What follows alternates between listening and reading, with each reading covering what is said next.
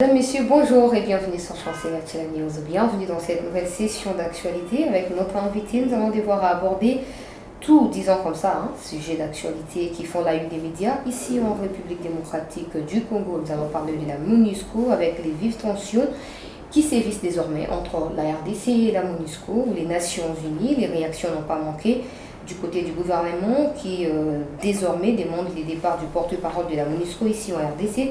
On va en parler au cours de cette session d'actualité. Est-ce que la MONUSCO a failli à sa mission? Quels sont les états généraux de mines en RDC? Il y a eu de récentes révélations sur les liens qui existent entre Dan Gettler et Joseph Kabila ou Kabila père. La RDC aurait perdu beaucoup d'argent avec le monsieur Dan Gettler. Qu'en est-il de la suite? Est-ce que c'est suffisant l'argent qui aurait été remis à la RDC par l'entreprise de M. Dan Gettler? On parlera également de blocs gazeux et pétroliers mis en vente ou en exploitation par le gouvernement congolais. Y a-t-il urgence pendant qu'il y a autant de désordres du côté des mines? Est-ce qu'il faut ouvrir encore une voie au nouveau désordre au niveau de pétrole et des gaz? On va en parler, mais surtout les gens qui habitent dans des blocs ou là où il y a des blocs pétroliers. Est-ce que l'État va devoir payer des nouveaux endroits pour ces gens-là ou comment ça va se passer? On va également en parler au cours de cette session d'actualité, Madame, Messieurs. Le programme de développement de base à travers les 145 territoires, à quand le début des travaux effectifs et surtout quels sont les mécanismes mis en place pour éviter de probables détournements, sachant qu'un petit projet des 100 jours au début du mandat du président de la République a coûté beaucoup d'argent à la République, mais jusque-là, pas de matérialisation de ces projets. Est-ce que ce sera un mythe, ce sera une illusion, un rêve ou simplement un programme de propagande du président de la République, le programme de développement de base à travers les 145 territoires? Nous allons en savoir plus au cours de cette session d'interview. Madame, Messieurs, pour en parler, nous avons reçu pour vous Monsieur Al-Kitenge. Bonjour. Madame, bonjour. Merci d'avoir accepté de répondre à nos questions. Vu que c'est la première fois, vous demandez de pouvoir vous présenter à nos téléspectateurs. Madame, mon nom est Al-Kitenge, je suis stratège et analyste économique. Stratège et analyste économique, merci encore. Parlons de la MONUSCO. Avant d'entrer dans les vifs du sujet ou dans votre domaine spécifique, la MONUSCO a failli à sa mission. Je pense qu'aujourd'hui, les résultats de la MONUSCO doivent être considérés comme mi-figu, mi-raisin. D'abord, la première des choses, c'est que la MONUSCO s'est enlisée en République démocratique du Congo. Ça fait plus de 20 ans qu'ils sont ici. Et à se poser la question de savoir qu'est-ce qu'il y a ici de si spécial qu'on n'arrive pas à terminer. Je crois que le vrai problème de la République démocratique du Congo n'est pas un problème congolais, c'est un problème du voisin depuis 1994 qui se trouve dans ses propres problèmes avec une partie de sa population chez nous. C'est en évitant de résoudre le vrai problème qui est celui du retour des Hutus qui se sont réfugiés en République démocratique du Congo au Rwanda que l'on entretient un certain degré de désordre ici pour justifier le fait que le problème n'est pas au Rwanda et qu'il est probablement en République démocratique du Congo. Par contre, une des choses qu'il faut être en mesure de regarder, c'est qu'on ne peut pas avoir des armées en train d'évoluer en République démocratique du Congo sans se poser la question de savoir de quoi ces groupes se nourrissent. C'est très simple. Tous ces groupes se nourrissent soit de la braise, et c'est le cas de tous ces groupes qui sont dans le Nord Kivu et qui alimentent Goma avec de la braise fabriquée dans le parc de Virunga. Mais c'est aussi des gens qui se nourrissent d'or et de coltan et de cassitérite et d'autres minéraux qui sont dans des milieux exploités de manière artisanale. C'est un drame. Aujourd'hui, il se pose un véritable problème de confiance entre la population congolaise et la MONUSCO. On commence à transparaître dans le secteur également public où le gouvernement commence à exprimer ses inquiétudes, mais ça n'a pas commencé aujourd'hui, ça a commencé déjà avec le président Kabila. Au début du mois de juillet, le porte-parole de la MONUSCO ici avait remis en cause la qualité de nos forces armées.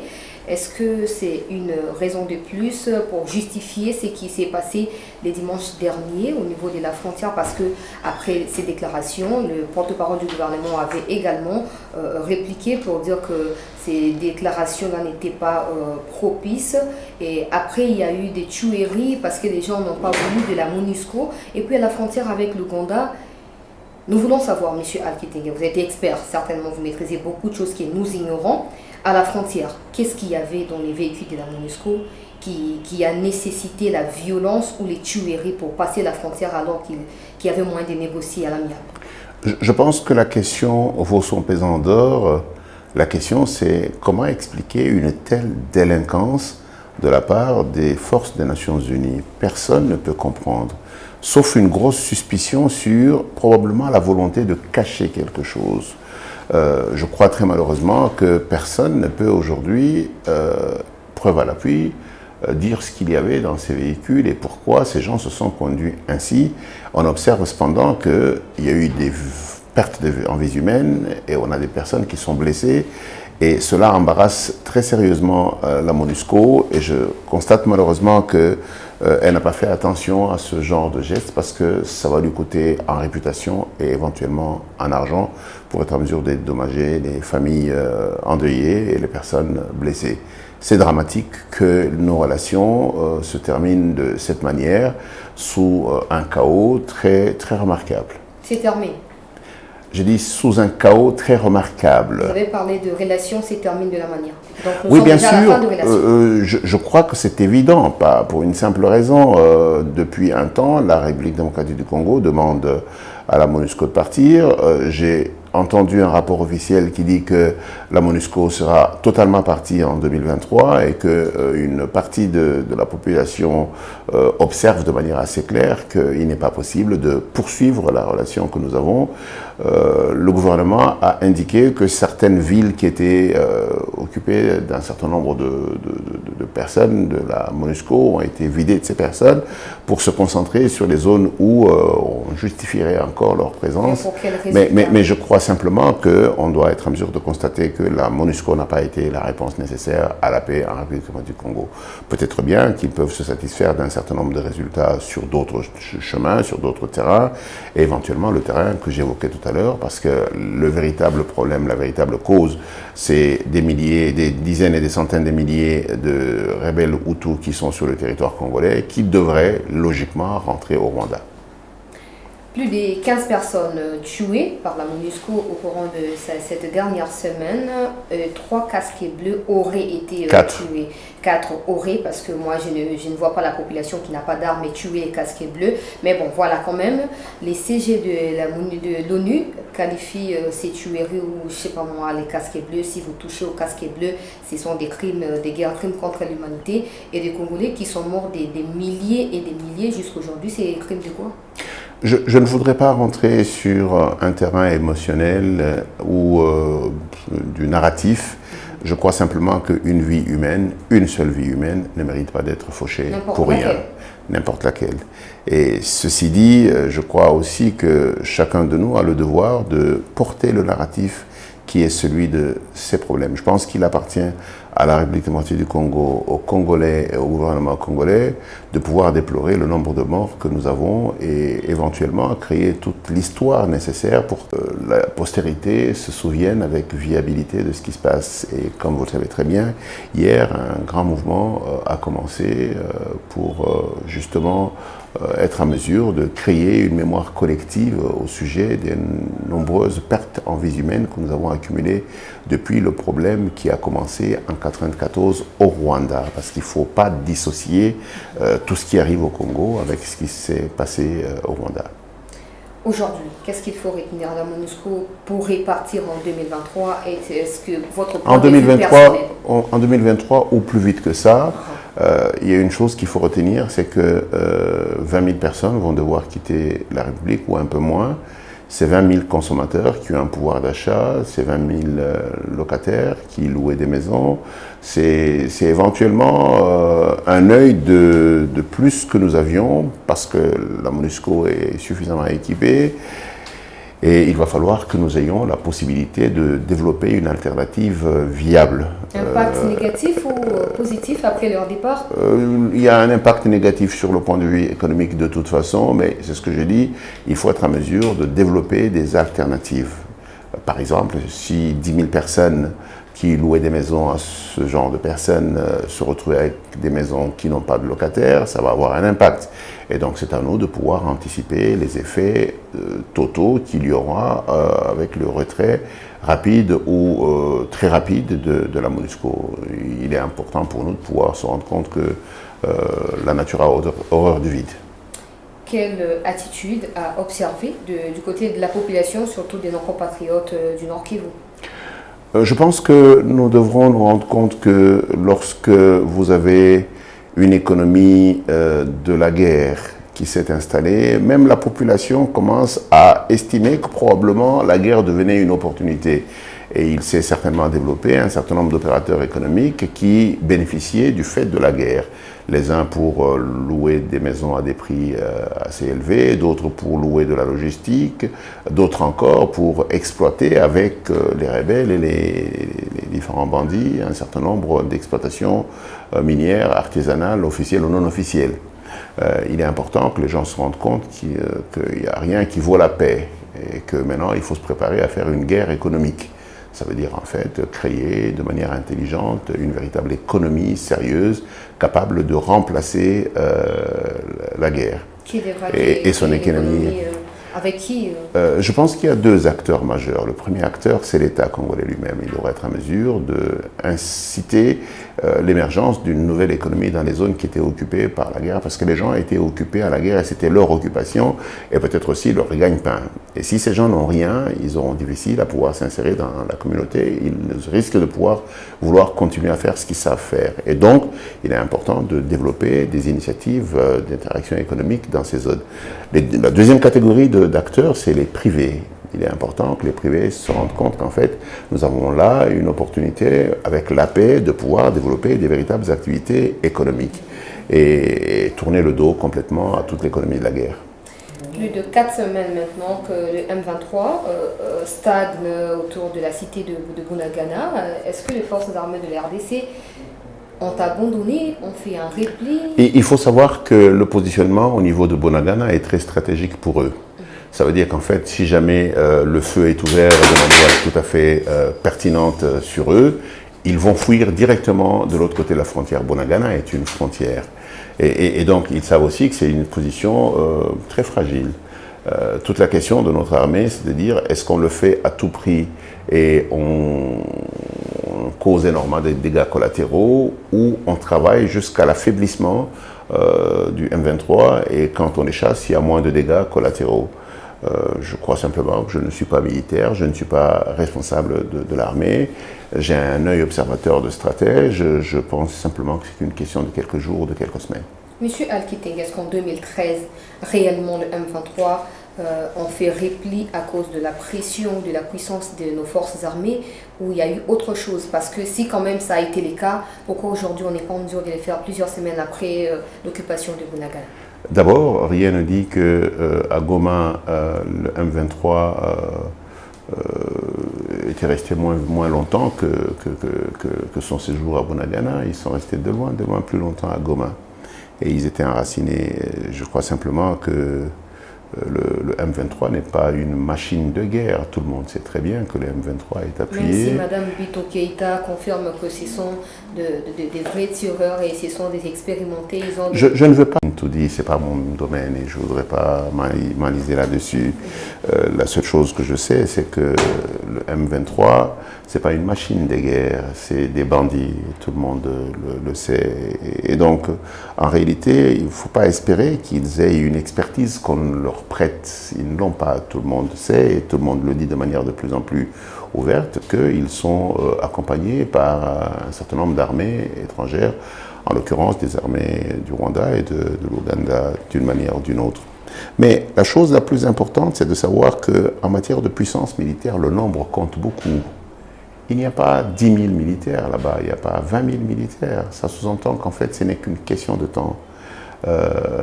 Ça va se passer, ça va appartenir au passé, c'est mon sentiment personnel. Je ne suis pas stratège militaire et je ne voudrais pas donner mon mot comme étant du lait à boire, mais j'insiste sur le fait que entre le narratif, la perception et l'image qu'on voudrait vendre, Il faut se rendre compte que les réalités sont totalement ailleurs. On essaie d'exercer une pression sur le gouvernement congolais, c'est tout. Voilà, d'un sujet à un autre, parlons cette fois de mines en République démocratique du Congo. Quels sont les états généraux des mines en RDC? Vous voulez parler de l'état des lieux, du secteur minier? Oui. Je pense que le secteur minier a connu un problème très sérieux pendant les 20 dernières années. Un problème lié au fait que les opérateurs économiques étrangers étaient mêlés à des opérateurs politiques congolais. Ce conflit d'intérêts permanent des opérateurs politiques a rendu l'État faible et l'a poussé à perdre les positions fondamentales qu'il aurait bien pu avoir dans le cadre de la gestion des ressources qui sont celles du pays. Par exemple, on s'est rendu compte que dans Tenke-Fungurume, qui est la plus grande mine parmi les grandes mines du monde, à un moment donné, on a perdu la position, les parts que nous avions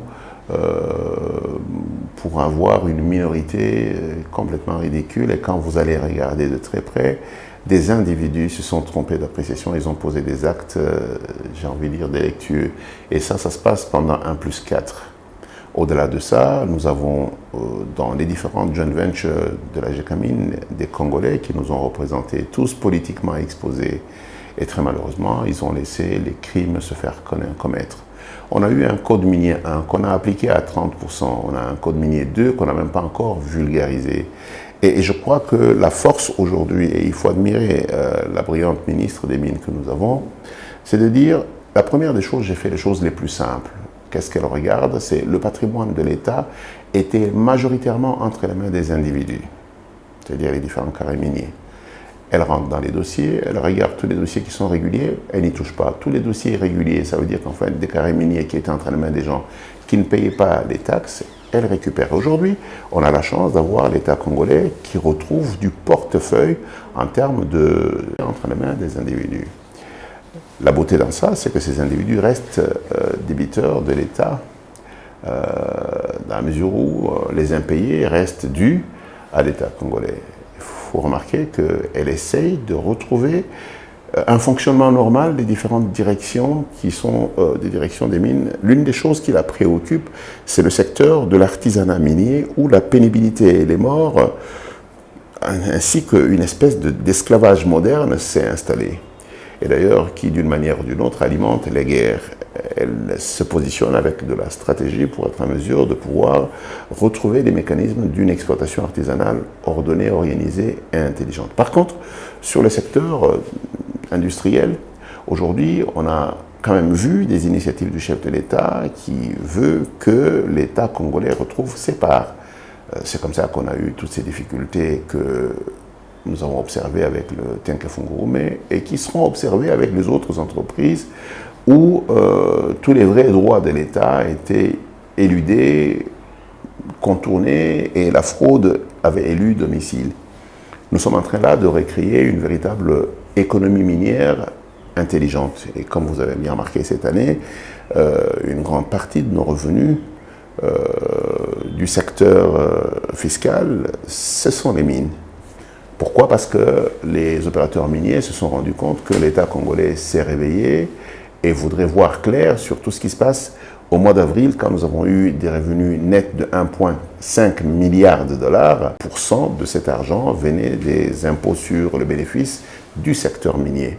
En fait, tout le monde s'aperçoit aujourd'hui que le chef de l'État n'est pas du tout intéressé individuellement aux dividendes qui sortiraient de manière indue du secteur minier. Dans la boîte, ça peut se faire sans que les gens les sachent. Je voudrais juste vous donner des faits. Je ne spécule pas, je n'ai aucun intérêt à spéculer.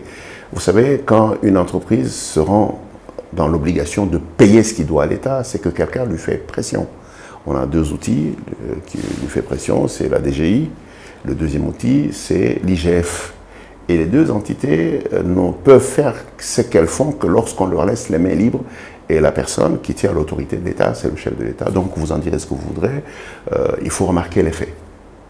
Parlons justement de l'IGF, où une enquête a été menée par cette institution recommandé par le président de la République allant de la période, je crois, de 2010 à 2020 ou 2022, disons comme ça. Il y a eu de grosses révélations dans ces rapports de l'IGF, des révélations très accablantes. Je ne saurais pas citer les noms de gens, notamment de milliers de dollars. Milliards, vous voulez dire? Milliards, disons 500 et quelques millions de dollars seraient détournés par un individu au sein de la GECAMINE. Question simple que tout le monde se pose, monsieur Al-Kitenge. Comment les opérateurs économiques, plutôt miniers, font pour avoir ces mines-là sans que l'État ne soit au contrôle? Et comment ça se passe que ces gens-là soient libres à l'heure où nous parlons, alors qu'ils ont autant d'argent à devoir à l'État congolais? Vous posez plusieurs questions à la fois, je vais vous répondre étape par étape. Justement. Nous sommes un pays qui a une mémoire très courte.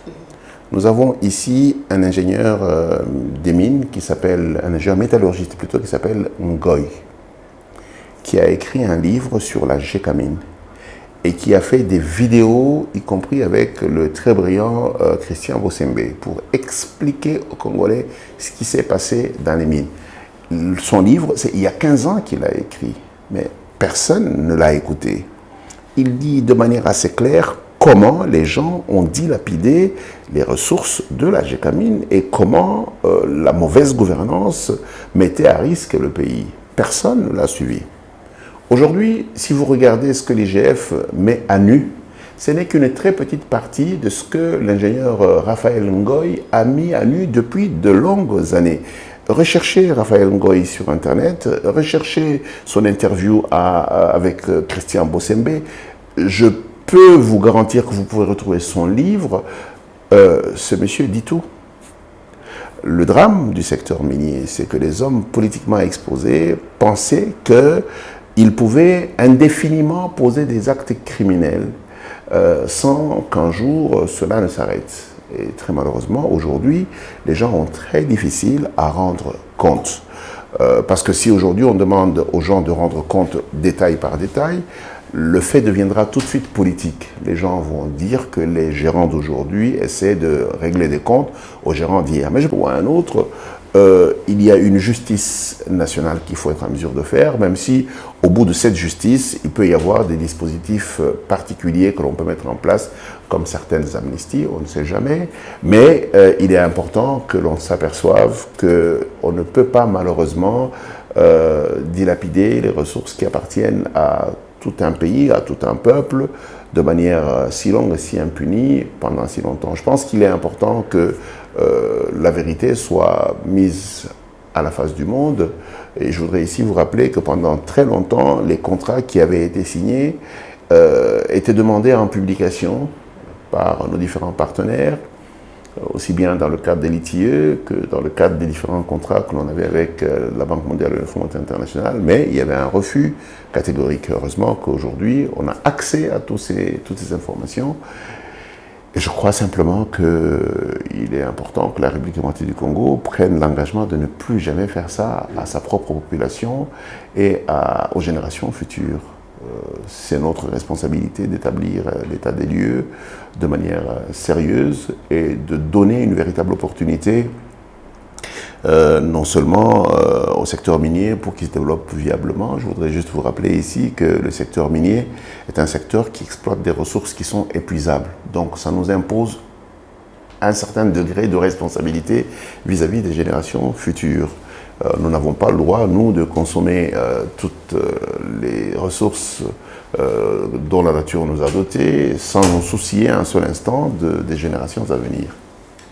Monsieur Al-Kitenge, le président de la République, il y a 1 an ou bien plus, avait annoncé la révision du code minier qui était promulgué avant son arrivée au pouvoir. Où en est-on? Non, je ne crois pas qu'il a annoncé la révision du code minier 2 qui vient à peine d'être publié à la sortie de l'ancien président, qui est le code 1 et le code 2. Et en fait, le président avait demandé qu'un certain nombre de contrats soient révisés, essentiellement les contrats miniers de grande ampleur, parce qu'il était choqué de se rendre compte qu'entre la grande route Et l'endroit où se trouve la mine, les populations étaient dans une paupérisation incroyable. Et de son point de vue, je pense qu'il a raison, les mines devraient jaillir sur les personnes qui vivent autour des mines, qui sont en fait les vrais propriétaires de ces ressources. Et sa demande a été de dire qu'il est important que nos ressources minières bénéficient aux Congolais, et en premier aux Congolais qui habitent non loin des mines. Mais il y a beaucoup de dispositifs, aussi bien dans le code minier 1 que dans le code minier 2, qui déterminent comment les mines sont censées impacter positivement les personnes qui vivent autour. Mais très malheureusement, c'était une obligation qui était mise en quarantaine, encore une fois, pour des raisons d'intérêt personnel, des opérateurs économiques mouillés dans les intérêts en conflit, justement avec la loi par rapport à leur appartenance directe, indirecte, déclarée ou non aux entreprises minières. Oui, le premier contrat qui a été mis sur la table, c'est le contrat de TFM. Et aujourd'hui, il y a 2-3 autres contrats qui sont en révision, qui vont avancer. Et aujourd'hui, le contrat de TFM met en évidence que TFM doit 7,2 milliards de dollars à la République démocratique du Congo. Vous suivez les révélations. Et je peux vous garantir qu'à partir du moment où l'État congolais en aura fini avec le Tenke-Fungurume Mining, il va y avoir un effet de contagion sur les autres contrats. Il y a une grosse faiblesse dans le secteur minier, c'est dans ce qu'on appelle le commerce triangulaire. La plupart de nos opérateurs miniers vendent leur production à leur propre société sœur, ça veut dire qu'en fait, ils baissent les prix. Mais aussi, quand ils achètent les intrants pour faire fonctionner leurs usines, ils achètent auprès de sociétés sœurs, c'est ce qu'on appelle le commerce triangulaire. Et là, ils gonflent les prix pour être en mesure de réduire leur bilan et donc leurs bénéfices. Ceci dit, si l'État congolais se redresse toutes ces situations, les secteurs miniers congolais devraient payer des montants énormes à la République démocratique du Congo. Mais ça s'appelle aller vers une exploitation minière avec responsabilité. Nous aimerions bien avoir la lumière sur certaines, je peux appeler ça spéculation ou rumeurs, je ne sais pas, mais comme vous êtes expert, vous allez nous aider à comprendre. Il y a des gens qui disent qu'il y a des contrats qui ont été signés entre la République démocratique du Congo et certains opérateurs miniers ou individus chinois et qui ont fait perdre beaucoup d'argent à la République en contrepartie des convenances qui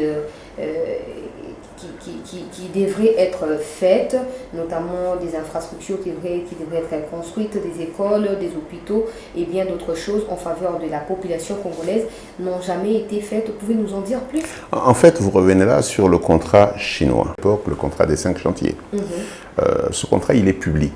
Tout ce qui devait être fait est dedans et il est connu. Ça sous-entend qu'en fait, ce contrat, qui tourne autour de 7 milliards de dollars, prévoyait 2 choses. La première, un fonds qui devait être cédé à la République démocratique du Congo de près de 3 milliards de dollars pour faire des infrastructures. Sur ces fonds-là, on n'a même pas touché 1 milliard de dollars. Pour notre propre incompétence et notre incapacité à pouvoir dérouler des projets, les Chinois nous disent, vous nous dites ce qu'il y a à faire, on le fait. Deuxième, une partie de cet argent, près de 3,5 milliards, devrait servir à mettre en place des usines pour exploiter du cuivre et du cobalt. Ça a été fait et c'est en train d'être fait. Très malheureusement, en même temps qu'on est en train d'exploiter, en même temps, il y a cet argent que l'on devait consommer pour être en mesure de faire des projets. Et on ne l'a pas consommé. Si vous regardez très bien, il y avait des milliers de petits hôpitaux qui devaient être mis en place, une centaine d'universités, des milliers d'écoles qui devaient être construites. Mais si ça n'a pas été construit, c'est à cause de la faiblesse de la gouvernance du côté congolais. Mais maintenant, toute la question est de dire, ça fait quand même 3 ans que les anciens gestionnaires sont partis. Pour quelle raison nous n'avons pas un nouvel agenda avec cet argent qui est de l'argent qui nous est dû? C'est une question qu'il faudra poser aux gens qui sont au pouvoir aujourd'hui, ils pourront nous expliquer. Mais le fait est que dans le contrat et dans la convention entre la partie chinoise et nous, il y a tout un canevas connu, écrit, officiel, qui donne les engagements des uns et des autres, les droits des uns et des autres. Il y a donc un besoin de comptabilité pour s'assurer que ce que nous devrions faire a été fait et ce que les Chinois devraient faire doit être fait. Récemment, nous avons suivi sur Twitter entre M. Pam Peter et M. l'ambassadeur des États-Unis qui venait de partir et aussi un Chinois qui disputait, disons ça comme ça, les minerais de la RDC, disant que les États-Unis souhaiteraient proposer un plan des ventes. Et les gens pensent plutôt que si la RDC accepte ces plans-là, ce sera une façon pour elle de tourner les dos à la Chine. Pouvez-vous nous en dire plus? Je crois simplement que cela procède des spéculations. Un pays sérieux, et je souhaite que mon pays le devienne vite, lorsque vous avez des ressources, vous en avez également un plan d'exploitation. C'est dans votre plan d'exploitation que vous attirez des opérateurs économiques avec lesquels vous travaillez selon votre leadership en fonction de vos objectifs. Ça n'a pas été le cas pendant 22 ans. Et aujourd'hui, Madame la ministre des Mines est en train de doter la République d'un plan stratégique de gestion minière, ce qu'on appelle le plan stratégique de l'économie minière. Parce qu'il ne s'agit pas de faire de l'exploitation, il s'agit de générer de l'argent et de l'injecter dans notre économie pour la moderniser, la rendre compétitive, afin que les générations futures viennent créer une économie des services et une économie de l'intelligence sur base du fait que les bases en infrastructure et en système ont été posées grâce à nos ressources épuisables. Je refuse que ce soit les Américains ou que ce soit les Australiens, que ce soit les Français ou les Chinois qui nous dictent la manière de faire les choses. La République démocratique du Congo devrait se doter d'un plan stratégique global avec un plan stratégique sectoriel minier pour être en mesure d'attirer ces différents partenaires avec lesquels elle va travailler selon son agenda. Plus ou moins 2 millions de dollars serrés versés dans les caisses de l'État de la part de l'entreprise Ventura de M. Dan Gettler. La population n'a pas manqué... Vous parlez de 2 milliards. Et de l'argent cash, il s'agit de ce qu'on appelle les assets, ça veut dire les ressources minières et pétrolières disponibles d'une valeur d'à peu près 2 milliards de dollars. C'est suffisant après toute la richesse qui s'est amassée depuis 1998-99 jusqu'à 2021. Il ne faut pas verser dans de la jalousie. Dan Gettler est quand même un opérateur économique et qui a essayé de faire de son mieux pour réaliser un certain nombre d'investissements chez nous. Maintenant, entre les conditions d'investissement et des avantages indus et le travail qu'il a fait, il faut faire la différence. Et donc, mon point de vue aujourd'hui est qu'un audit sérieux de ses activités économiques légales et illégales soit fait pour qu'il réponde de ses fautes, mais que ce qui lui est dû lui revienne. Il ne faut pas penser que nous pouvons nous permettre d'arracher tout ce que quelqu'un a fait et que personne d'autre n'a fait. Il faut quand même reconnaître qu'au moment où Dan Gettler a commencé à déployer ses activités en République démocratique du Congo, très peu de personnes ont osé venir ici et travailler avec une telle ampleur. Je crois que son plus gros défaut, c'est de s'être allié aux opérateurs politiques, en l'occurrence l'ancien chef de l'État, et d'avoir probablement versé dans des actes illégaux, mais qui ne pouvaient l'être que parce qu'il était appuyé et couvert par les opérateurs politiques qui étaient en place. Et je crois qu'aujourd'hui, il paye le prix. C'est pour ça que les États-Unis l'ont poursuivi pour ce qu'ils ont appelé corruption à l'étranger. Aujourd'hui, il n'y a pas que lui, il y a d'autres opérateurs économiques internationaux qui sont poursuivis pour des faits similaires. Et je crois que ça, c'est une grande leçon qui devrait servir à n'importe quel opérateur économique qui vient chez nous pour qu'ils se disent il vaut mieux faire les choses dans les règles de l'art plutôt que d'avoir des bénéfices et des avantages indus qui peuvent très rapidement se retourner contre vous. Je peux vous garantir que Dan Gettler aurait voulu avoir l'opportunité de dormir un peu moins pauvre, mais de dormir calmement, ce qui n'est pas le cas aujourd'hui. Le porte-parole du gouvernement parlait également des accords qui ont été signés entre la RDC et l'entreprise de M. Dan Gettler. Malheureusement, le porte-parole disait qu'il ne pouvait pas dévoiler les contenus de ces accords-là parce qu'il faudrait d'abord les amener aux États-Unis, parce que ce sont les États-Unis quand même qui ont mis pression sur Dan Gettler avant de les céder. Et donc c'est après les États-Unis que la population aura accès à ces accords-là. Est-ce que c'est aussi ça la souveraineté de l'État? C'est aussi ça la redevabilité dont fait allusion ces gouvernements? Il y a un sens de responsabilité qu'un peuple doit avoir. Entre hier, où on avait un blackout total sur ce qui se passait, et aujourd'hui où on a accès à une partie importante d'informations, La force d'un peuple, c'est de savoir respecter ses propres institutions. Et lorsque nous mettons des gens au pouvoir, ils nous représentent. Et ces gens ont par moment la latitude de vérifier ce qui est bon, ce qui ne l'est pas pour nous et pour le compte du peuple. Le militantisme exagéré qui pousse l'État dans une irresponsabilité totale n'est pas nécessairement la meilleure des choses. Je pense que lorsque le président américain a décidé de mettre fin à la vie du patron de Al-Qaïda, on ne le dit pas à tout le monde, mais quand c'est fait, on explique ce qui s'est réellement passé.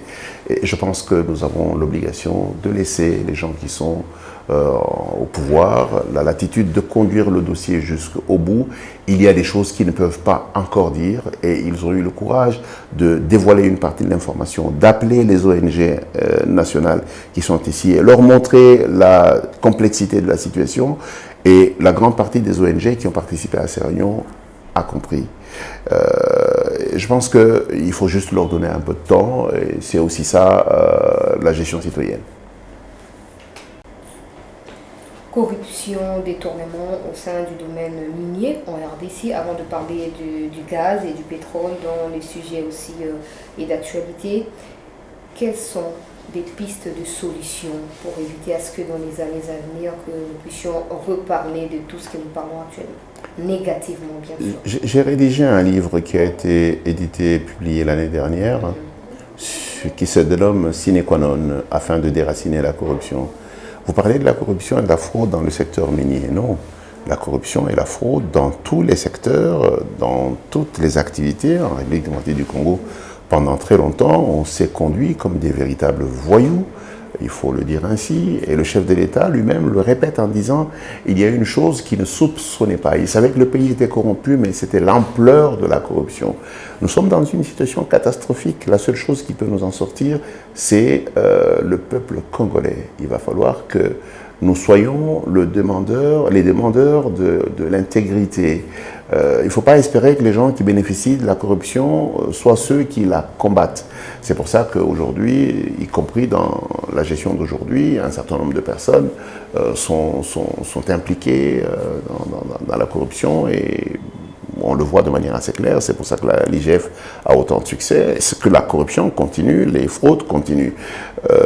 C'est mis sous un regard critique, mais il va falloir que le peuple s'engage pour se débarrasser complètement de la corruption. C'est seulement si le peuple s'engage pour se débarrasser de la corruption que les gouvernants vont effectivement mettre cela en pratique pour être en mesure d'avoir des résultats. La guerre contre la corruption, l'émergence des valeurs et de l'intégrité, c'est une bataille du peuple. Parce que, en fait, ce que je voudrais vous dire, ce que je suis en train de vous dire, c'est que les gens qui sont en politique sont nos oncles, nos frères, nos tantes, c'est des gens de nos familles. Ils sont là-haut que nous sommes en bas. C'est pour ça que quand on change des gens, ceux qui viennent font la même chose que ceux qui étaient là. Si vous désirez que ça change, nos églises doivent apprendre aux citoyens à être des citoyens normaux. Nos écoles doivent apprendre aux gens à être des gens honnêtes. Nos familles doivent apprendre aux enfants et aux jeunes et aux personnes âgées à se conduire comme des véritables personnes et non comme des sauvages. Et la situation dans laquelle nous sommes aujourd'hui, c'est que nous avons pensé que chacun à son tour pouvait bénéficier de la corruption. Et on s'aperçoit qu'on a une espérance de vie qui ne dépasse pas 55 ans. Ça veut dire qu'en fait, la mort est au coin de la rue. Et nous avons une jeunesse incompétente parce que mal formée. Et ça nous met dans une situation de faiblesse incroyable. Vous regardez ces images qu'on regarde sur les réseaux sociaux où nous avons des militaires qui sont ivres, qui tombent par terre. Et ce degré d'indiscipline collective que nous avons est justement la plus grosse faiblesse. Alors ne me dites pas que c'est une affaire des politiciens, c'est une affaire de la communauté. Je vous invite à lire mon livre. Merci, merci beaucoup pour la lecture du livre. Parlons cette fois du pétrole et du gaz qui ont été mis en exploitation récemment par le président de la République. La population se pose la question, ou des questions, disons, qu'y avait-il d'urgence parce qu'il y a encore du désordre et de l'ordre à mettre dans les côtés dans les domaines miniers et on ouvre encore une nouvelle voie pour les gaz et les pétroles et avec ça on amène autant d'investisseurs étrangers. C'est pas une source de richesse pour les pouvoirs en place, c'est la population qui se pose des questions. La population, elle est en droit de se poser des questions, mais il faut comprendre ce qui se passe avec la population. Moi, je considère notre population comme une population blessée de guerre. En fait, les gens ont encore les douleurs du pouvoir passé et de tout le mal qui en a été fait par rapport au secteur minier, comme vous le dites si bien. Et nous avons évoqué suffisamment le travail qui est en train d'être fait dans le secteur minier pour le redresser et le faire avancer au bénéfice et au profit de la République démocratique du Congo, les premiers résultats étant cette évolution du budget qui commence à se tourner dans l'évolution du salaire des fonctionnaires qui ont été augmentés et qui vont être encore augmentés. Et donc un peuple sérieux doit avoir un plan pour ses ressources. Et nos ressources pétrolières, ce n'est pas que maintenant on voudrait les mettre en exploitation. Non, on a appelé des opérateurs économiques qui s'y intéressent pour qu'on soit en mesure de les évaluer, faire de l'exploration en vue d'une exploitation. Juste pour votre information, vous savez, même si on fait des passations de marché aujourd'hui ou dans un an, le temps que ces exploitations soient mises ces sites soient mis en exploitation, c'est peut-être dans 5 ans, dans 6 ans. L'actuel président ne sera même pas là et il le sait. Mais il a un devoir de citoyen et de premier citoyen. Il a un devoir de pouvoir planifier ce pays dans l'avenir. Il a le devoir de pouvoir donner à ce pays des moyens de pouvoir vivre, y compris quand il sera déjà parti. Juste pour que vous compreniez, on ne vend pas les blocs pétroliers maintenant, ni les blocs gaziers. On est en train d'appeler les opérateurs économiques à s'y intéresser pour être en mesure d'obtenir des droits d'exploitation. Pour l'instant, c'était juste un appel d'offres. Je voudrais revenir maintenant sur la gestion des ressources naturelles. Je vous disais, les ressources naturelles sont épuisables. Et très malheureusement pour nous, le pétrole et le gaz sont dans ce qu'on appelle les fins de cycle. À cause de la pression sur les questions climatiques, les ressources fossiles vont devoir être décotées et peut-être abandonnées. On a le choix entre les laisser sous terre ou en sortir ce que l'on peut pour être en mesure de le convertir en infrastructure et en élément de compétitivité pour la République démocratique du Congo. L'Angola, qui est à côté de nous, qui est devenue une puissance régionale, ne s'est développée que grâce au pétrole. Le Nigeria, la première économie du continent, s'est développée grâce aux produits pétroliers. Ce sont des exemples à prendre, mais est-ce que du point de vue organisation, c'est la même chose avec ce qui s'est passé ou ce qui peut se passer au Congo? Vous avez raison, vous prenez à mal notre pays. Nous ne sommes pas le pire des pays et nous avons des dirigeants qui donnent des indicateurs de vouloir faire les choses correctement. Vous savez, faire un appel d'offres international est très différent de décider de donner des blocs pétroliers à ses propres amis. Dan Gettler a remis un certain nombre de blocs pétroliers qui lui étaient donnés d'une manière complètement bizarre. Et aujourd'hui, que l'on décide de faire les choses de manière transparente, je ne vois pas ce qui devrait générer une quelconque conscience normale. Les suspicions politiciennes que nous avons peuvent être explicables de ces émotions négatives que les gens ont vis-à-vis des abus du passé. Mais à un moment donné, le passé, il sert à vous éclairer pour prendre des dispositions pour avancer.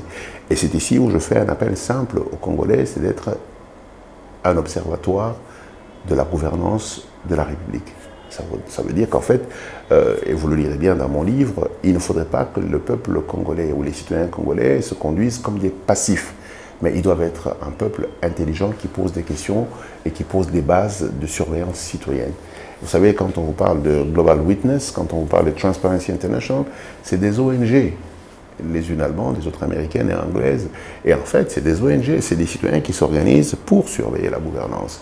Et donc, la seule chose qu'il faut faire, c'est de laisser la main libre à ceux à qui nous avons donné la gouvernance du pays, mais continuer à les contrôler et à les surveiller.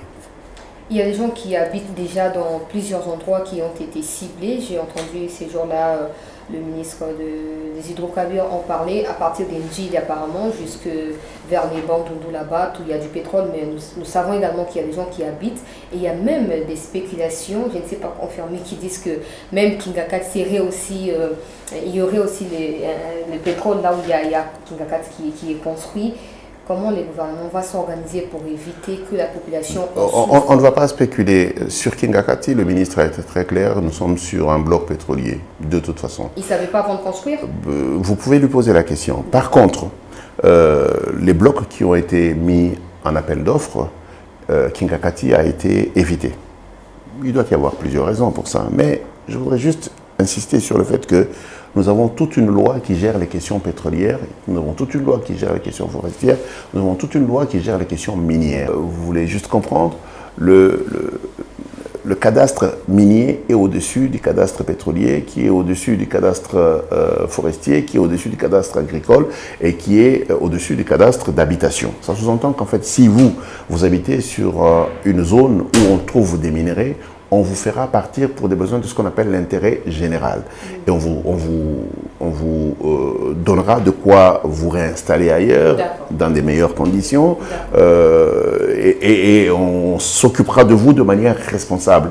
C'est ce qui est arrivé partout où on a installé les mines, y compris à Fungurumé ou dans les provinces du Nord, et c'est ainsi, c'est prévu par la loi. Mais pourquoi pas, M. Alkitenge, parce qu'on se pose aussi des questions dans ces sens-là, pourquoi pas déjà examiner et mettre de côté ces terrains-là, éviter à ce que la population y habite? Je pense que cela aurait été possible si nous avions fait une exploration avant. S'il y a quelqu'un qui a un minimum d'informations sur nos réserves minières, c'est les Belges. Mais ces informations n'ont pas été totalement partagées avec la République démocratique du Congo.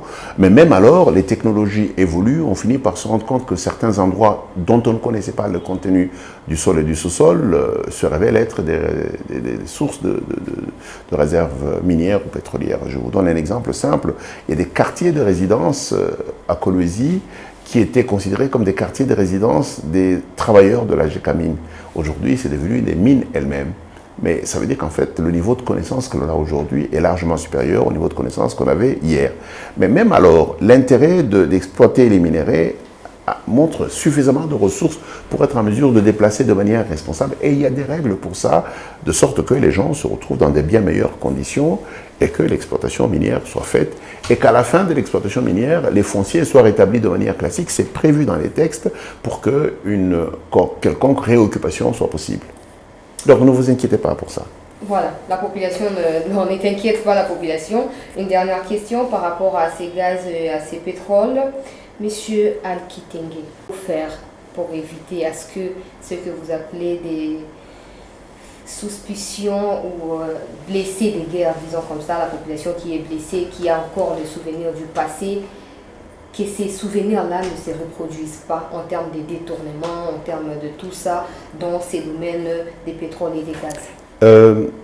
Lorsque vous êtes dans le secteur de ressources naturelles, il y a une instance internationale qui s'appelle l'ITIE. C'est l'initiative pour la transparence dans le secteur de l'industrie extractive. Ça concerne aussi bien les forêts, le pétrole que les produits miniers.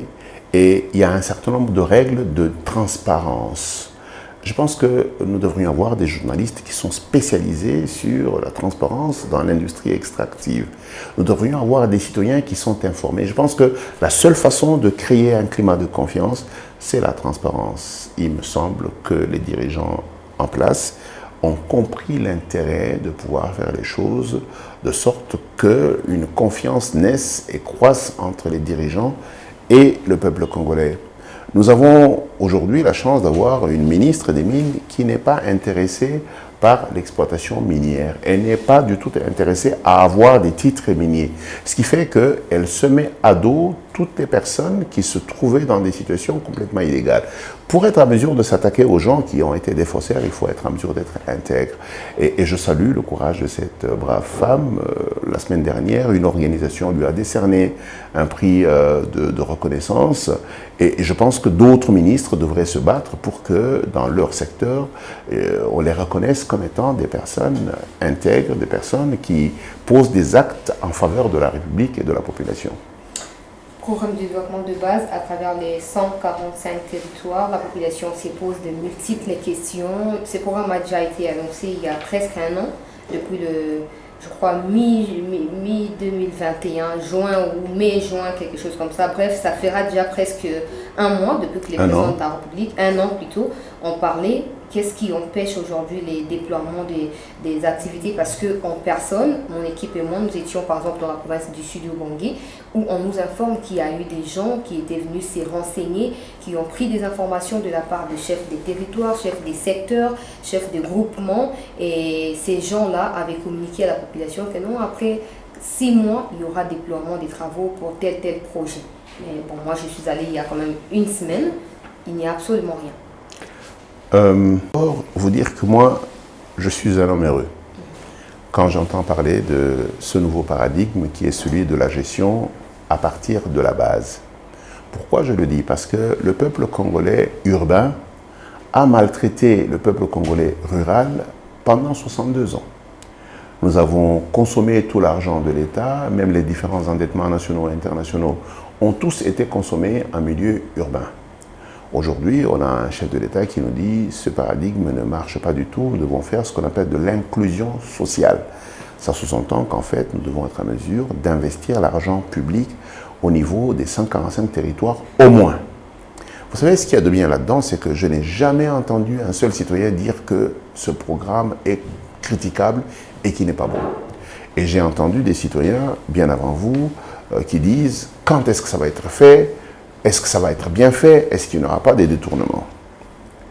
Je voudrais juste ajouter une deuxième chose, c'est que pour que ce programme marche bien, il y a deux volets. Le premier volet, c'est ce qu'on appelle les dépenses publiques au niveau des 145 territoires, qui vont consister à mettre en place l'écosystème de base pour qu'il soit possible de faire avancer la pénétration de la gouvernance dans le pays.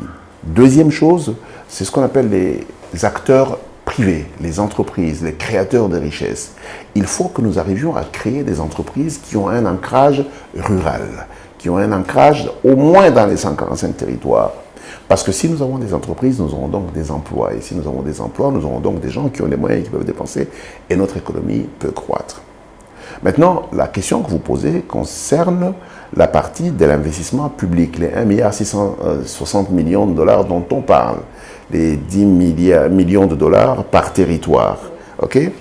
Vous savez, il s'agit de beaucoup d'argent, c'est vous qui soulevez toutes les questions de gouvernance qui doivent entourer la dépense publique, de sorte qu'elle soit de qualité et qu'elle produise les effets nécessaires. Je crois qu'entre l'annonce et l'exécution, il y a eu un certain nombre de réajustements. Le ministère du Plan pilote le projet. On a recruté 3 ou 4 agences d'exécution pour que les choses se passent dans les règles.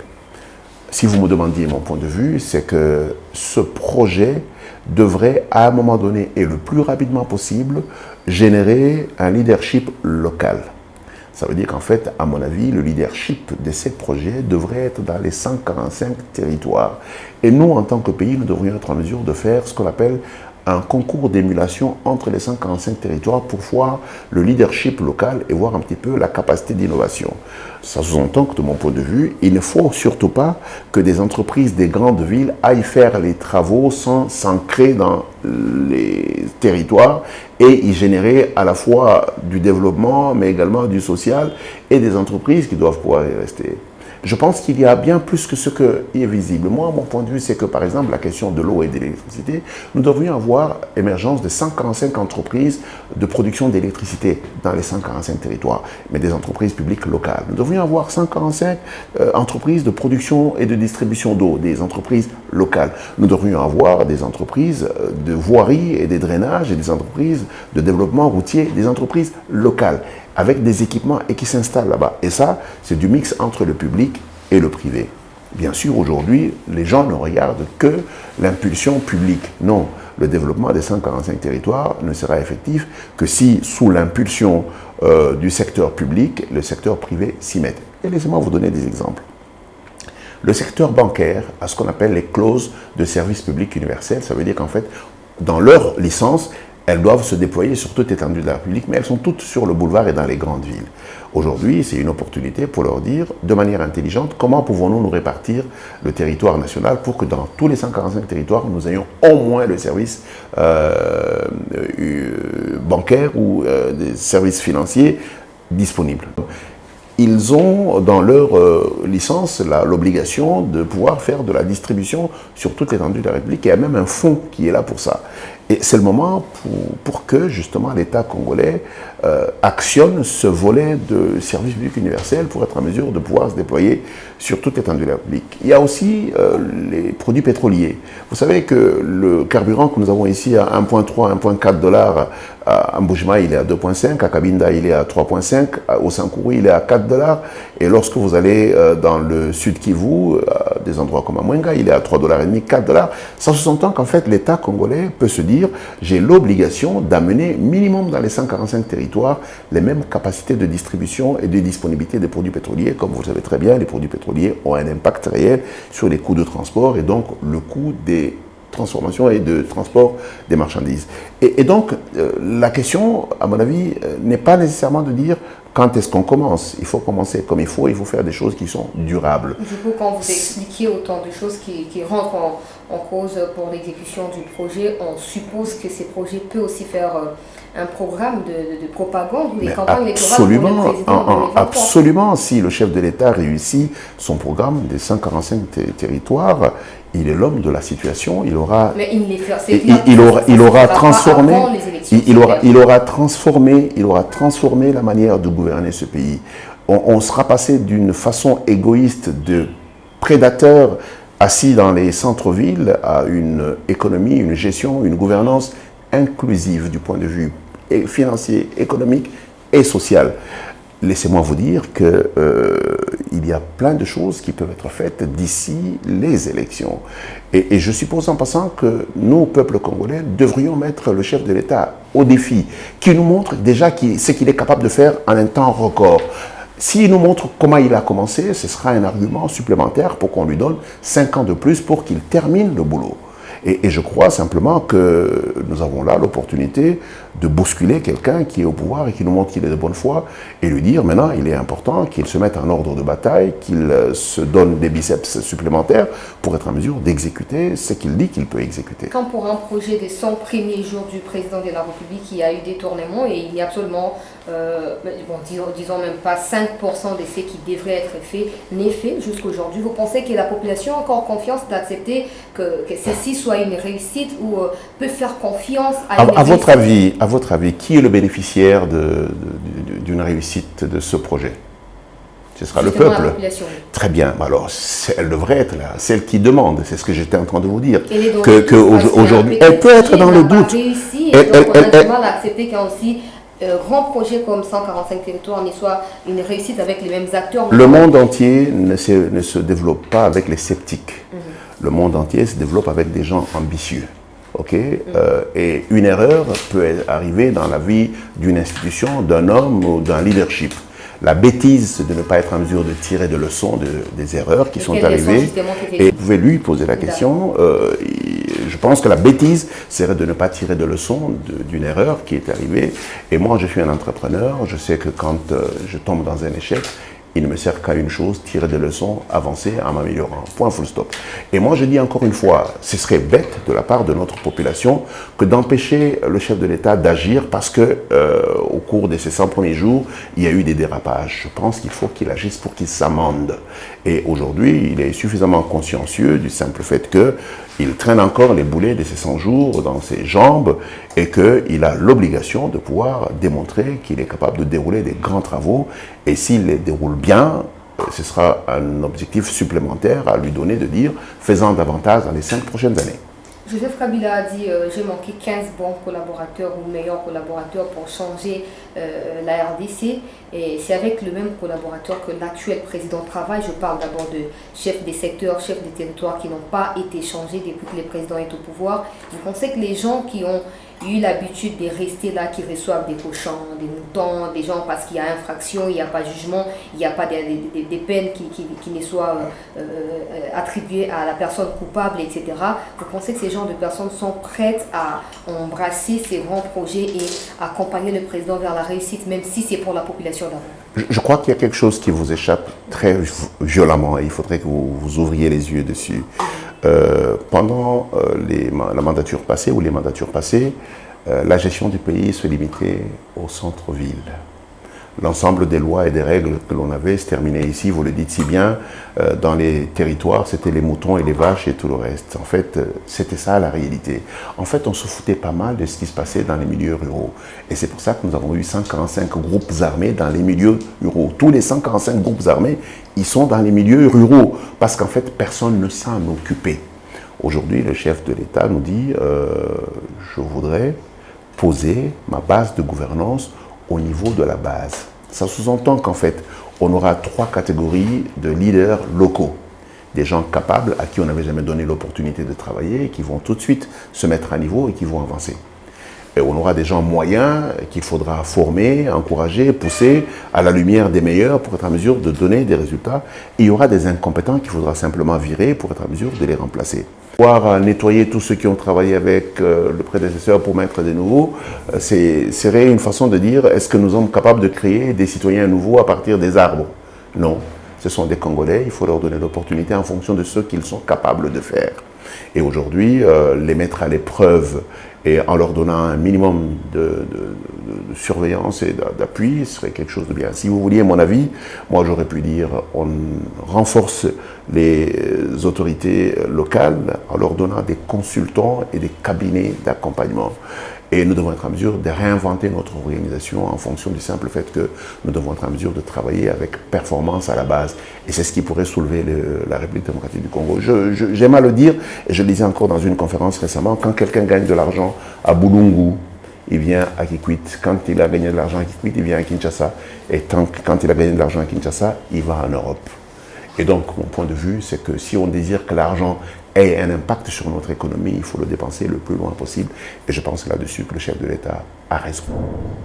Là-dessus, le chef de l'État a raison. Le président de la République compte également sur l'appui de la population dans l'accompagnement de ces projets, notamment en ce qui concerne les suivis. Jusqu'à je vous assure quand même, parce que j'ai fait les tours pour l'unique province d'où je suis venue récemment. J'ai fait les tours de 4 territoires qui composent la province. Les gens ou la population n'entend parler de ces projets que par des gens qui viennent de Kinshasa. Donc, quand moi je suis venue, j'ai raconté, voilà, c'est comme ça, c'est tout. Pourquoi il n'y a pas une stratégie de communication qui soit mise en place par les gouvernements nationaux, un peu comme de la propagande, disons ça comme ça, qui passera peut-être en boucle à la chaîne nationale, et puis qu'il ait des agents, des changements, des mentalités qui descendent sur le terrain pour expliquer les tenants et les aboutissants, question de permettre à la population de se positionner face aux détourneurs ou aux corrupteurs, etc. La population devrait déjà se positionner pour accueillir des opportunités d'affaires. Les gens devraient se positionner en fournisseurs, en prestataires. S'ils comprennent bien, il s'agit de quoi? Si on ne comprend pas, on ne saura pas se positionner. C'est pour ça qu'il faut savoir que pendant très longtemps, on a infantilisé les populations. Elles sont restées dans une situation où elles pensent qu'on peut faire des choses pour elles. Non, non, c'est vous qui devez dire ce qu'il y a à faire. C'est vous qui devez agir. Et comme vous le dites très bien, il y a un minimum de renforcement de capacité qu'il faut et il y a de la communication. Et ça, c'est le travail des députés de mon point de vue. C'est à eux, comprenant ce qui se passe, de rentrer dans leur milieu et aller expliquer dans quelle direction la République est en train d'aller. Et d'aller préparer les gens à pouvoir accueillir des projets et à pouvoir en tirer profit et à voir ce qu'on appelle les effets d'entraînement. Et je pense que vous n'allez pas demander au chef de l'État de quitter son bureau et de faire ce travail. Ce n'est pas son travail. Et je pense que les députés qui représentent la population devraient être ceux qui, rentrant en vacances parlementaires, expliquent à leur population la nouvelle vision de la République et le nouveau comportement qu'il faut avoir. Et j'espère dessus que, quand même, au niveau des projets, quand ils vont commencer à les dérouler, il va y avoir un volet communication. C'est très bien que vous en parliez maintenant, parce que ça peut attirer un petit peu l'attention des gens et les gens peuvent savoir. Je pense que les gens aussi sont fatigués des promesses. Les gens veulent voir des actions. Et c'est pour ça que moi je dis, contrairement à vous, peut-être qu'on peut communiquer, mais je pense qu'il faut communiquer pendant qu'on est en train d'exécuter. Et il est important peut-être aussi de préparer les gens à pouvoir se développer. Et je pense et j'espère beaucoup que ces programmes à la base vont permettre à des médecins de rentrer dans le milieu rural. Ces programmes à la base vont permettre à des économistes, à des ingénieurs de rentrer saisir des opportunités là-bas. Et j'espère beaucoup que les meilleurs de nos enfants vont devoir prendre le courage de rentrer au niveau des entités territoriales décentralisées pour aller animer l'excellence à la base, seul mécanisme qui peut réellement permettre au pays de se relever. Du côté de la CENI, clairement, il n'y a pas d'avancée, même la liste des opérateurs qui devraient travailler pour la révision et nettoyage du fichier électoral, la date de la publication a été repoussée à une date ultérieure. Est-ce qu'il faut continuer? Je ne dis pas que vous êtes la CENI, je ne dis pas non plus que vous êtes le président de la République, mais vous êtes quand même expert en questions publiques, vous avez certainement l'idée. Est-ce qu'il faut continuer à croire qu'il y aura élection en 2023? Si vous voulez mon point de vue, je crois qu'il y aura les élections en 2023 ou en 2024. Je ne vois même pas ce qui ferait la différence. Non, mais il y a la Constitution qui doit être respectée. La Constitution prévoit dans quelles conditions on peut, si on n'est pas prêt, faire avancer une date d'élection. Et ce n'est pas mon problème. Et je ne crois même pas réellement que les élections soient une finalité en soi. Je pense que la finalité, c'est la gouvernance de la République. C'est de donner au peuple congolais des conditions de vie et de dignité. Et 6 mois ou 1 an de retard ne devrait pas être un véritable problème si les choses s'améliorent progressivement. La population est là sous Kabila, et si vous les faites aujourd'hui, où sera le peuple d'abord? Vous me posez moi la question, je suis complètement apolitique, alors ne me dites pas vous, parce que je ne suis pas impliqué, je suis en train de vous donner mon point de vue en tant que technicien. Je dis les élections ne sont pas une finalité en soi. Okay, les élections sont faites pour donner à la République des leaders capables d'assurer une gouvernance correcte. Donc s'il y a ceux qui sont incapables... Et ce que je suis en train de dire, c'est que si, pour des raisons techniques, il y a un recul de 3 mois, de 6 mois, d'une année, je n'en verrai pas un grave problème si, en parallèle, la gouvernance de la République s'améliore et que les conditions de vie des gens s'améliorent. Je reste consommateur, non pas d'individus. Je suis un consommateur de systèmes de gouvernance. Je suis un expert de politique publique. Je suis un expert de la gouvernance.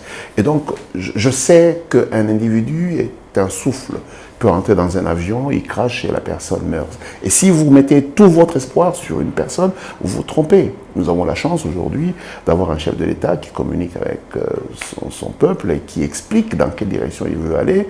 C'est une grâce. Et il est important qu'on comprenne que cet homme, on peut en faire un véritable leader positif, tout comme on peut en faire un dictateur si on se conduit mal avec lui. Ce qu'il faut faire, c'est de lui dire ce que nous voulons pour qu'il perçoive le degré d'exigence du peuple congolais. Si vous êtes un peuple qui se conduit comme nous nous conduisons sur la route, une discipline indescriptible, on ne facilite pas le travail du chef de l'État. Si on a un peuple corrompu qui supporte l'oncle parce qu'il est en position et que c'est notre oncle comme lui il a volé et que c'est notre oncle on peut être en mesure de tolérer, on ne lui rend pas service. Ce n'est pas lui tout seul qui peut être en mesure de régler cette question. Et je voudrais revenir sur vous, la performance est collective. Et il est important que sous le leadership du chef de l'État, que nous comprenions ce que chacun de nous doit être en mesure de faire. C'est pour ça que nous, on a un club qu'on appelle le club des hommes intègres. Nous ne disons pas que nous sommes des gens blancs, nous disons simplement que chaque jour qui passe, nous devenons des citoyens de meilleure qualité et nous essayons de rendre service à notre pays.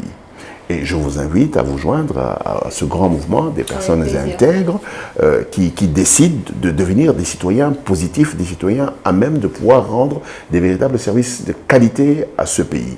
Et je crois que le jour où nous comprendrons cela, on se rendra compte que le métier le moins bien payé, c'est la politique. Parce que nous aurons des opérateurs économiques capables de générer de l'argent et de créer des emplois. Une petite dernière question qui ne vient pas de moi, qui vient de la population du sud du Ubangi. Il n'y a pas de route là-bas, il n'y a pas d'eau, il n'y a pas de centres de santé où les populations qui habitent dans 10 km de là où il y a l'hôpital général sont censées traverser ces 10 km pour accoucher, surtout quand il s'agit de femmes enceintes. Cité n'en parlons même pas. La population se pose la question, il faudrait attendre le programme des 145 territoires pour avoir des routes où il y a moyen de... C'est ce que je vous disais tout à l'heure. Il n'est pas intelligent de penser qu'on peut résoudre les problèmes d'électricité avec la SNEL partout. Non, ce n'est même pas la vocation de la SNEL.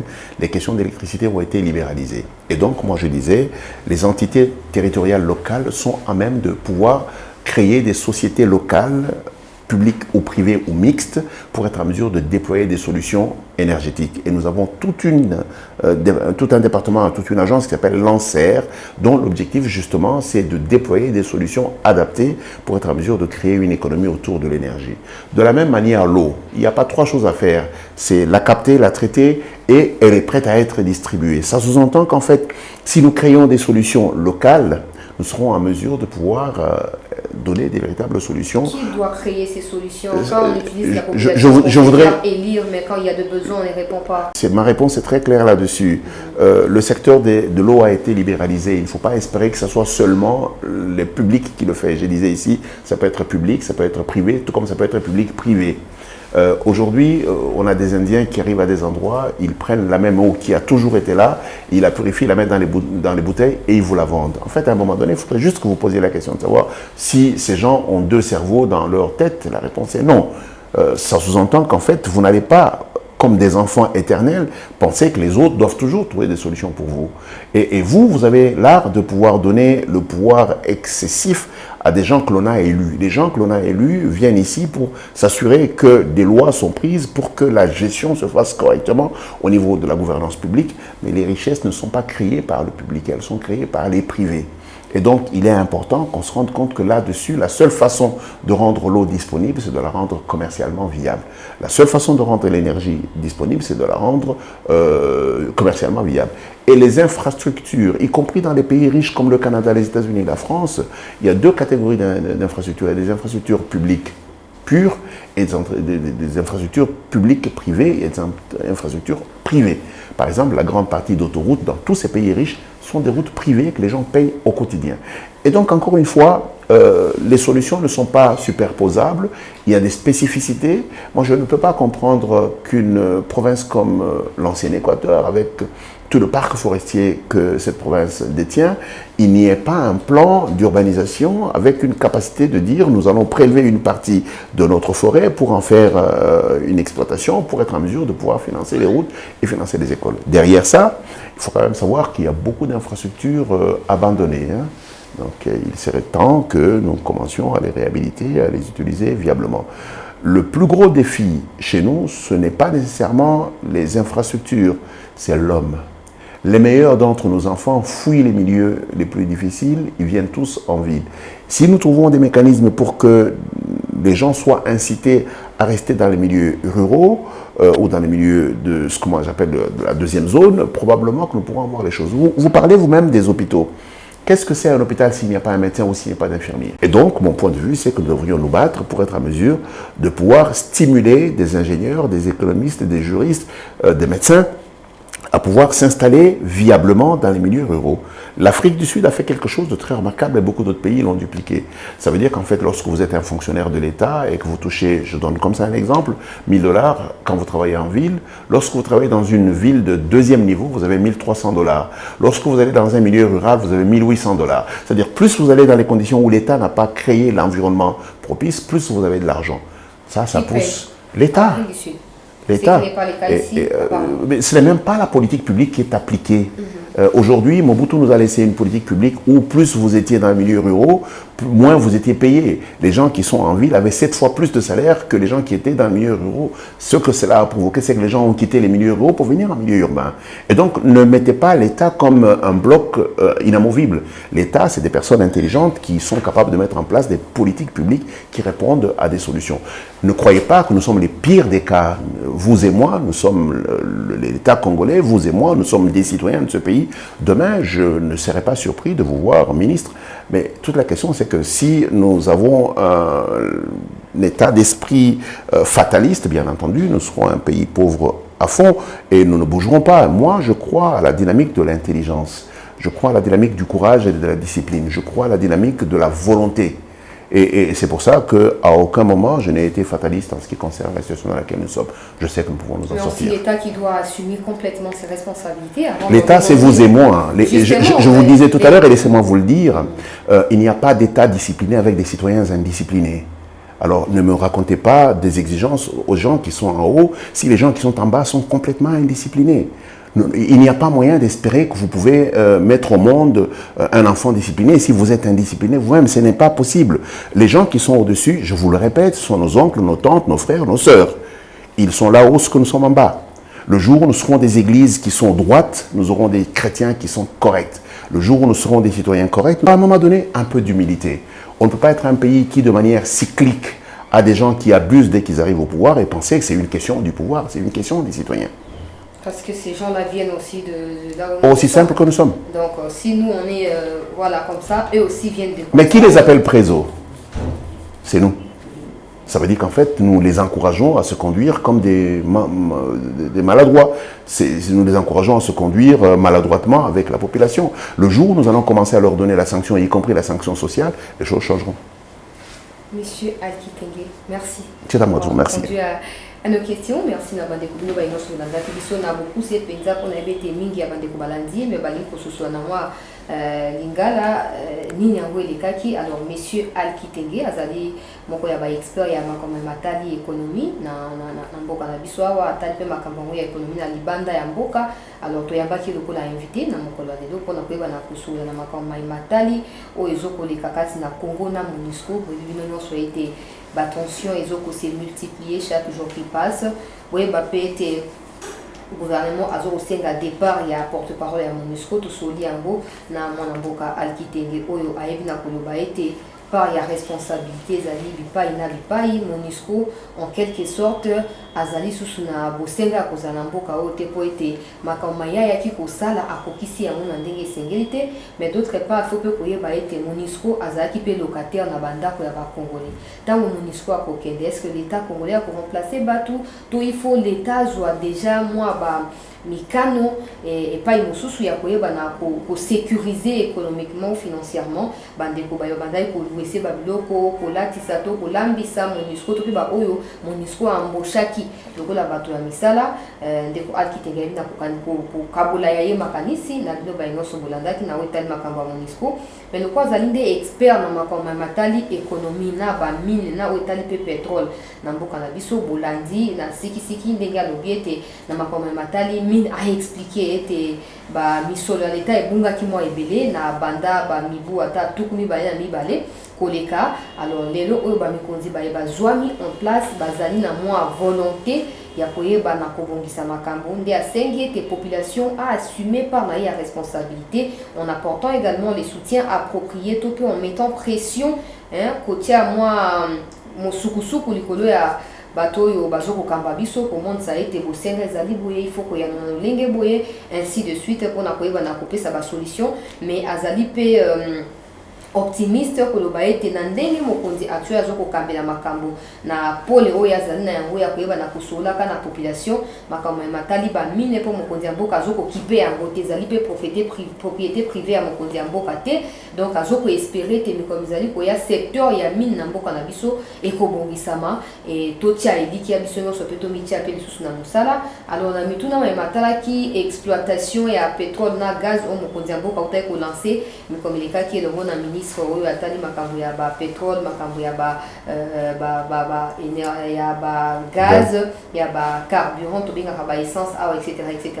alobi ete normalement ezali kaka appel d'offre pesi mbela epai na bato bazali na misolo oyo bakoki koya kosangana na kati ya processus oyo ya exploitation elongo na gouvernement congolais elingi koloba te ete mokonzi ya mboka azali na lokoso ya koluka kozwa mbongo ya pétrole to ya gaz po asala nango oyo ezali ndenge tomesana po alobi clairement alobi ete biso population tozali lokwa bablessé de guerre na mibu elekaki tomesanaki ete soki ezali pétrole etali président de la république minéré etali président de la république nanu tolongoli makanisi wana te yango tokokoba kokanisa ete actuel mokonzi ya mboka mpe azali lokola baoyo balekaki aprécise alobi ete appel d'offre nde ezali lancé babengi bainvestisseur boya tosolola tokotambola ndenge nini alobi ete effectivité ya misala veut dire kobanda ko extraire kobanda ko traiter kobanda kosala nini ekoki kobanda même après 5 ans ekoki kozala peut-être mokonzi actuel alongwela mokonzi.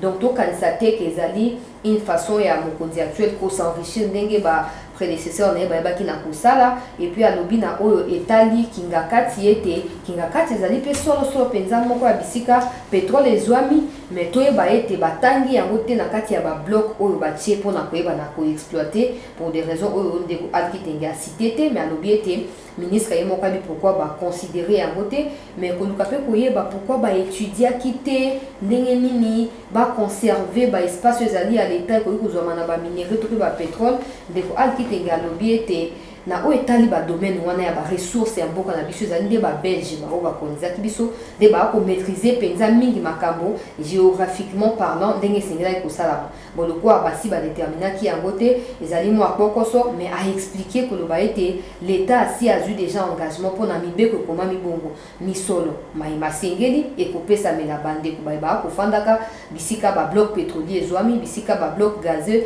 ezwami bakoyeba na kopesa bango mwa quelque chose mpo bacontinue vivre ndenge bamesanaki bakokende bongo bipai bango bakoyeba na kokende mais a mentionné pe loko mosusu ya motuya koloba ete na oyo etali réchauffement climatique peut-être mesure misusu na niveau ya monde ekozwamaka mikolo mizali koya oyo ekoki koimpacte négativement sur ressources ya mboka na biso alors malamu koba déjà koexploiter yango epuis kofaire bénéficier yango population mpo ete lobi na ndele mboka na biso beni tokoloba ekoba na kokende liboso tosukisi na oyo etali makambo ya programme monene ya mokonzi ya ekolo oyo etali développement de base kobanda na ba 145 territoire oyo mboka na biso ezokokonte alobi ete ezali programme moko ya motuya oyo esengeli ete totalela biso nyonso moto na moto apesa meilleur na ye mokonzi ya mboka oyo azali porteur to mpe initiateur elongo na gouvernement na ye bakosala oyo esengeli mais soki mwa mikolo eleki mingi banda mokonzi ya mboka ayebaki na kolobela likambo yango ezali mpo ete mwa makambo ya mike esengeli ete ebongisama mpona koevite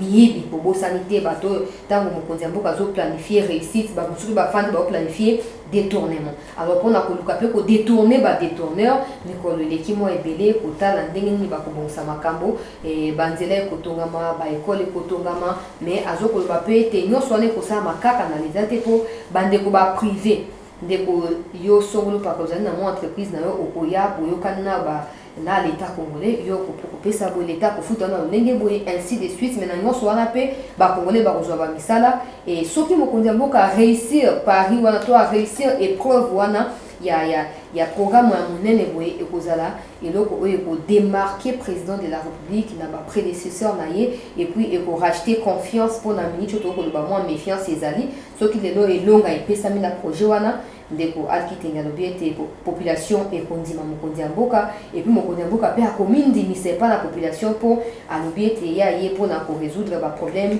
surtout ezokotouche na vie sociale quotidienne ya population congolaise na bokuse mpenza boyeba na koretenir ete part de responsabilité ezali partagée tosala oyo tokoki kosala bandeko ya sud ubangi bino bozokolanda biso na émission oyo bozinga maboko te bokozela ete programme eya okoki kotia mwa pao na yo mpo libulu wana ezipa na tia leta aya mpe kosala makambo na ye epuis ntango leta mpe asali te ezala mpe na souplesse ya koyeba na korapele mpe na leta ete tala eloko boye nga nasali me naza limité mpo na bamoyen yo yaka na totala likambo esongolo epuis moto na moto ayeba na komi développer dans la mesure du possible na moke oyo azali nango na maboko et bongo na bongo de tokoyeba na kotonga mboka na biso. J'espère que tout le monde a bien retenu l'essentiel na émission na biso. Merci à tous ceux qui nous ont suivis sur Chancela Channel News. N'hésitez pas de mettre en commentaire vos avis, vos points de vue. Donc c'est pela koyeba ovino boko kanisa na makambo ino surtout beti masolo na émission ya mokolo de nous. Merci également à Bertin qui était avec nous derrière la caméra pour la réalisation. Rendez-vous dans un tout prochain numéro. À très vite.